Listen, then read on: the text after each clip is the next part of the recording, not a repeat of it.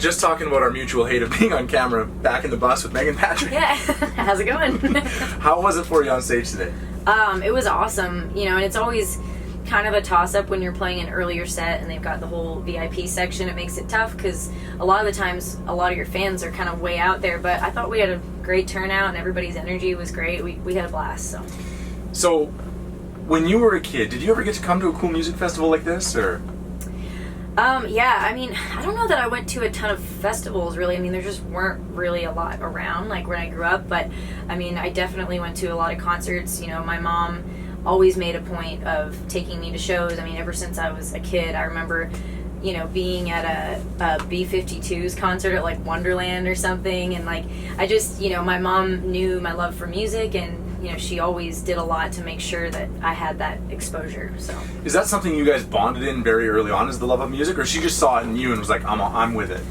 I mean, honestly, like, just my family is just very musical, just in the sense of just loving music. I mean, my mom was a DJ when she was in college, and so, like, you know, growing up, like, we never really watched TV very much. It was always just music playing in the house, and she had a lot of records and stuff, and you know, my dad plays guitar as well, like as a hobby. He's never done it like professionally, but there was just always music around. And you know, when my parents realized that I had a talent for it, they just did everything in their power to support that and you know, give me every opportunity. So, Mom was a radio DJ? Yeah, in college, I think it was like, yeah, it was like her college station or something like that. And actually, it was funny. My dad had told me that he kind of had like a crush on my mom just from like her radio voice and like her taste in music before he ever actually met her. So, yeah. That has never happened to me in all my years on air. Did you ever think about going into like that side of things, the radio thing, or you always just loved performing?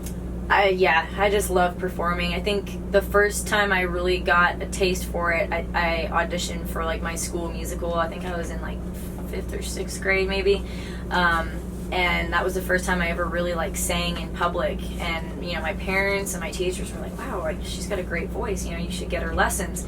So I started taking lessons, and I did all through high school. And you know, I ended up going to university for music. I'm classically trained. I studied jazz. And you know, I'm glad I did it because it gave me a great foundation just like as a singer. I mean, the technique and everything, the breathing that goes into singing opera is really important, and I think it's helped me save my voice through all this craziness. But yeah, I mean, just the being on stage has always been the biggest draw for me. So, do you remember seeing anybody, like your mom took you to a show, and was that the moment where it clicked in, like, I gotta be on stage? Yes. I mean, I think there were multiple moments like that, but I think one of the ones that sticks out the most for me was I went to see No Doubt. And I mean, Gwen Stefani was like my idol when I was younger. I mean, she was so cool. I mean, she could sing. She had this cool style that, I mean, there was nobody like her, and she was just so unique, and she was like one of the boys, and I was kind of always that girl. So I remember seeing her perform, and I was like, that's badass. Like, I want to be here. Do you still ever sing opera, or no? No. I mean, I haven't. I could, I guess. I mean, you know, the thing with that was, I mean, I was passionate about singing, but I wasn't really ever passionate about that style of music, you know, so it just never really stuck with me, which is why I stopped. I mean, I didn't graduate. I dropped out to do this, but it worked out, so. You think? Yeah, I'm pretty sure. What was the moment? Mom and Dad are so supportive. What was the moment you felt like you knew they were crazy proud of something that just happened for you? I mean, the day I signed my record deal was pretty huge, and actually there's a funny story behind that too. So I had this old truck. It was a 98 GMC Sierra diesel, like 2500, just old work truck.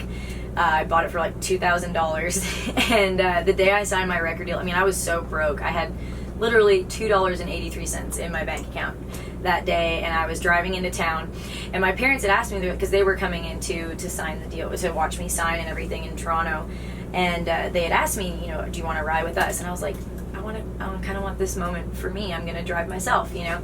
Well, my truck literally died in the parking lot at Warner. Like, I'm not kidding. I was like half in the parking spot, and it just like died. And I was like, Dad, my truck died. So my poor dad had to like I don't know what he did to get it running again, but he got it running and drove it home for me. And he's like, well, good thing you signed a record deal because you're going to need a new truck. So. Are you a name your vehicle kind of person?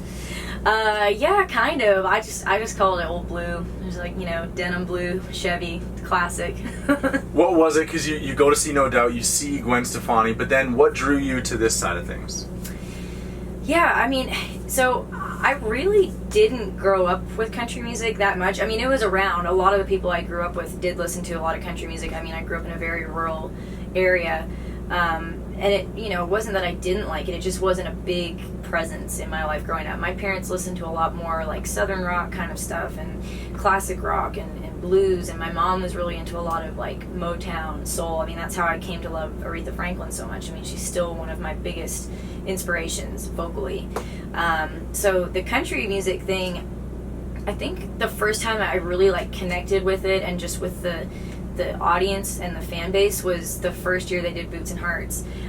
So I was playing in a bluegrass band at the time actually, and Shannon McNevin was starting up the whole Boots and Hearts thing, and it was at Mossport, which is like 10 minutes from where I grew up, and he wanted a local band, and so he had us play, and so that was my first exposure to like the country world, and I just loved it. I mean, the vibe and the fans and the energy and just how diehard people were about it. I'm like, this is really cool. And I was already starting to kind of move more towards like mainstream country with the way I was writing, because I mean, I love bluegrass, but it's a very niche thing and it's tough to kind of make a living off of that unless you're, Vince Gill or Rhonda Vincent or Alison Krauss or whatever. So, that was kind of a big turning point for me, I think, really was Boots and Hearts, because I was like, these are my people. I want to write music for these people, and I want to be on a stage in front of these people. So, well, I totally feel that, because I know, and we see you're so great on social media and just in conversations we've had, just about the way you live, just hunting, and you do love all these outdoor things, and you fit right into this world, right? So you felt that connection right away.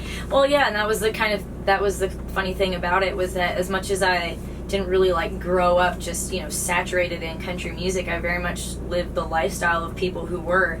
And so it felt very natural, and like I finally had come home when I started doing country. So I wanted to ask you a little bit, I mean, we talked a little bit about the viral thing and you standing up for yourself at a concert, which everybody is talking about, and it's fantastic, but I wanted to know, have you always been that way? You're going to stand up when there's an injustice, when something is going the way it shouldn't be. Have you always been that person that's going to stand up and say something?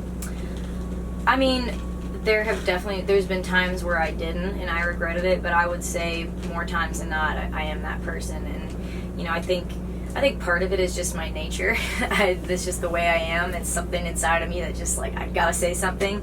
But I was very much raised that way too. I mean, my mother, both my parents are very strong and independent people who, I've watched them stand up for people in the past. I've watched them stand up for themselves, and so that was very ingrained in me. And I think being in a position where I'm realizing I have this platform and I'm being so watched, there is a sense of obligation that to represent myself in a certain way that's inspiring and in a positive way and encouraging for other people, because it's still a weird thing to me to realize that I influence people because to me, I'm just still me, but that whole situation happening, all the messages and comments and posts and emails and, I mean, just friends calling me and texting me, that's when I think it really clicked for me. I realized how much of an influence I could really have. And, people coming to me and saying, I've had that happen and I never stood up for myself in the past, but watching you do it made me think, well, I can and I should do that. And not just from women, I mean, men too, saying, I have 2 daughters and I fear for them because I know what they're up against and I know what they're going to deal with in their lifetime. And I hope that they will handle themselves just as you did. I'm going to like cry right now thinking. I cried a few times. Honestly, there were a few messages that made me cry because, that's why I do what I do. And I always thought it would just be through my lyrics and my music, but it just so happens that particular incident impacted a lot of people. So. I was going to ask you, and you don't have to go into it if you don't want to. We've had this conversation. You can shut down a question anytime. That's right. But is there a message or a phone call you received that really stands out? Like, dang, that was... I don't know that there was like one specifically. I mean, there were a few, and I think there were several actually that came from women that were coming out of abusive relationships, and I have experienced that myself in the past, and I know how difficult it is. I know how it can change your whole perspective. I mean, it brainwashes you when you're being abused physically or emotionally. The toll it takes on you is something you can't even begin to understand until it happens to you. And I know how difficult it was for me to get out, and that's, I do see myself as someone who's very strong and independent, but I mean, it nearly broke me when I was in that scenario. So when I had women come to me and say, like, you inspired me to leave. I had a woman who told me, she's like, I took my kids and I left. Like, sorry. No. Like that. I mean, she said, you might have just saved my life. And that is insane. I just wanted to make country music, but that is just such an incredible added bonus, I guess, to what I do. And those are the kind of things and the experiences and the messages that keep me going on the really hard days. So sorry. No, I'm like, no, I'm good, I'm fine, we're okay. I didn't know we were gonna go there, but I just think it's incredible because not only can you be an example for that, but now you're an example of what happiness looks like and what it should be. And Wild as Me, you said you wrote it about your boyfriend and you had this incredible time together. Have you had messages about fans connecting to that too? Like, dang, that's me and mine. Yeah, and like kind of both sides, like people who have also been lucky to have found that, and then people saying, I haven't found that yet, but I'm really inspired to believe that I can. And I said, I'm like, hey, I mean, I'm 32 and I just found it, and I never thought I would, and then it just comes out of nowhere. So I just hope that everybody will be as lucky as I am to find that for themselves. Thank you so much for taking all the time you took with me today. I really appreciate it. My pleasure. Anytime.